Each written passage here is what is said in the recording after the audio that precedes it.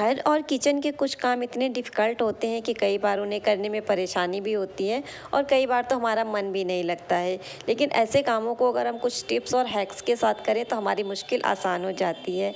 हाजिर हूँ फ्रेंड्स कुछ ऐसी टिप्स और ट्रिक्स के साथ। उम्मीद करती हूँ कि रोज़ की तरह आज की वीडियो आपको ज़रूर पसंद आएगी। मेरी पहली जो टिप्स है वो है स्टील के स्क्रबर को लेकर के। स्टील के स्क्रबर से हम सभी महिलाएं बर्तन धुलते हैं, लेकिन एक टाइम ऐसा आता है कि ये पुराना हो जाता है और इस स्क्रबर में जूठन इतनी फंसती है कि पुराना भी हो जाता है, साथ में ये काम करना भी बंद कर देता है। तो इसको हम फेंक करके इसकी जगह पर दूसरा ले आते हैं। तो फ्रेंड्स, फेंकने से पहले एक काम ज़रूर कीजिएगा। इस तरीके से गैस जला लीजिए और गैस जलाने के बाद स्क्रबर को हल्का सा चिमटे से पकड़ के थोड़ा सा जला दीजिए। डरिएगा बिल्कुल भी मत, क्योंकि ये जो है नहीं जलेगा। इसके अंदर जो भी फंसा होगा, जो भी जूठन कोठन फंसा होगा, सिर्फ वही जलेगा। और ये थोड़ा पुराना हो जाता है, जंग वगैरह लग जाती है, तो ये काम करना भी बंद कर देता है। तो आप इसको हल्का सा इस तरीके से जला लीजिए और जलाने के बाद जब ये ठंडा हो जाए, मतलब गरम गरम मत छुइएगा, जब ये थोड़ा सा ठंडा हो जाए तो इसको ऐसे रगड़ के इसके अंदर जो भी वेस्ट फंसा होगा वो जल के निकल जाएगा और ये थोड़ा सा कड़क हो जाएगा, बिल्कुल जो है दोबारा से यूज़ करने लायक होगा, अच्छे से काम करेगा। तो इस तरीके से आप पुराने स्क्रबर का दोबारा से यूज कर सकती हैं। मेरी अगली जो टिप्स है वो है पत्ता गोभी को लेकर के। कहते हैं कि पत्ता गोभी में ना दिखने वाले बैक्टीरिया पाए जाते हैं, तो कई सारे लोग इस वजह से पत्ता गोभी नहीं खाते हैं। तो इसको हाइजीन बनाने के लिए एक टिप शेयर कर रही हूँ फ्रेंड्स। पहले आप थोड़ा सा पानी गर्म कर लीजिए और जब पानी में एक उबाल आ जाए तो उसको आप पत्ता गोभी में डाल दीजिए और उसके बाद उसमें थोड़ा सा नमक और थोड़ी सी हल्दी डालना मत भूलें। नमक से हमारी जो सब्जियां हैं वो फ्रेश बनी रहती हैं, उनका कलर जो है फ्रेश बना रहता है। साथ में हल्दी में पाए जाते हैं एंटी बैक्टीरियल गुण, जिससे कोई भी जर्म्स, कीटाणु, बैक्टीरिया वगैरह होते हैं वो ख़त्म हो जाते हैं। तो पत्ता गोभी को आप गर्म पानी में पड़ा रहने दीजिए करीब 10 मिनट के लिए। 10 मिनट के बाद इसको आप निकाल करके ठंडे पानी से धुल के रख लीजिए। फिर इसका आप किसी भी चीज़ में यूज़ कीजिए, सब्जी बनाइए, चाउमीन बनाइए, बिल्कुल कोई भी टेंशन लेने की ज़रूरत नहीं है।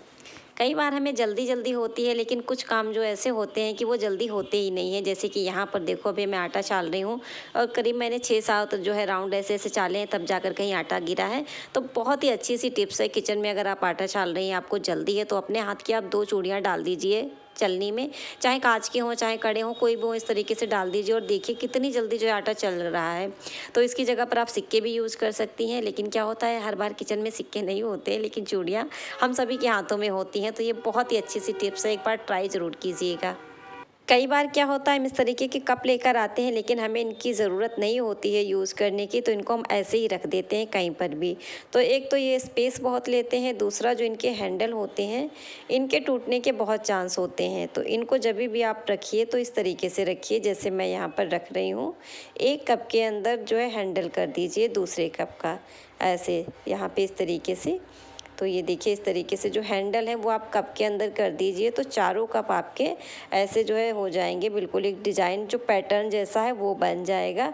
और ये जो कप हैं ये कम से कम स्पेस में आ जाएंगे, बहुत ज़्यादा जगह भी नहीं लेते हैं और आपके जो कप के हैंडल हैं वो भी सेफ़ रहेंगे, उनके भी टूटने के चांस बिल्कुल जो है ना के बराबर होंगे। वरना ज़्यादातर हमारे जो कप होते हैं फ्रेंड्स, उनके हैंडल हम ऐसे ही रख देते हैं और टकरा करके आपस में टूट जाते हैं।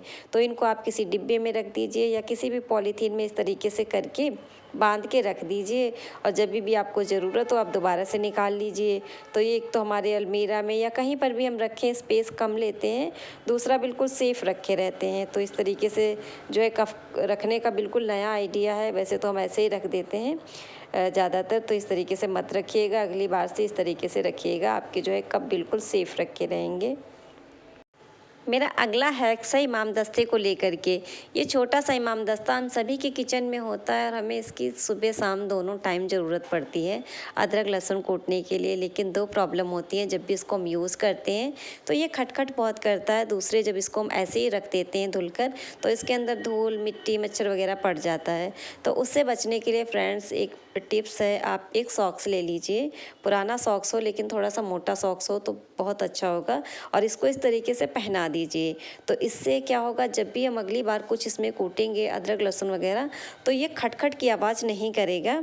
और जब इसकी हमें बिल्कुल ज़रूरत ना हो यूज़ करने की, तो सॉक्स को ऊपर तक खींच के ऐसे इस तरीके से ऊपर तक खींच लीजिए और एक रबड़ ले लीजिए और रबड़ की हेल्प से जो है पूरा कवर कर दीजिए सॉक्स से, जिससे हम कूटते हैं उसको भी कवर कर दीजिए और कवर करके इस तरीके से रबड़ बैंड लगा दीजिए।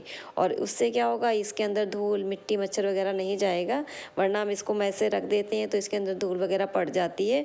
और जब भी हमें यूज़ करना होता है तब फिर इसको हम दोबारा से धुलते हैं, तो जो है अगली बार ये प्रॉब्लम आपकी ख़त्म हो जाएगी। आपको ये हर बार यूज़ करने से पहले धुलना नहीं पड़ेगा। फ्रेंड्स, मेरी अगली टिप्स है जैक फ्रूट को लेके। जब भी हम कटहल कट करते हैं तो इसके अंदर क्या होता है, एक वाइट सा चिपचिपा पदार्थ निकलता है, जिससे हमारे हाथ जो है बहुत ज़्यादा चिपचिपे हो जाते हैं, जिसके लिए हम जो है हाथों पे हल्का सा ऑयल भी लगाते हैं।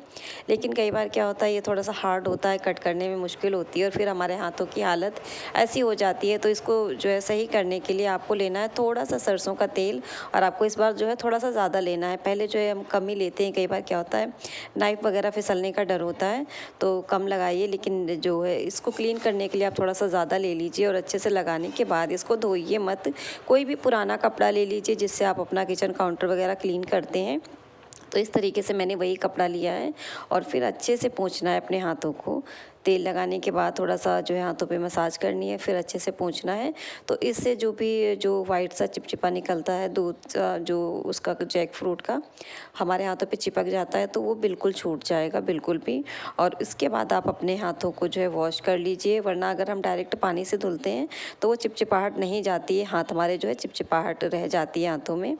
आई होप आपको आज की वीडियो यूज़फुल लगी होगी। यूज़फुल लगी है तो मुझे कमेंट करके ज़रूर बताइएगा। चैनल पर न्यू है तो सब्सक्राइब ज़रूर कीजिएगा। मिलते हैं फिर कुछ नई टिप्स और ट्रिक्स के साथ, तब तक के लिए bye bye and take care.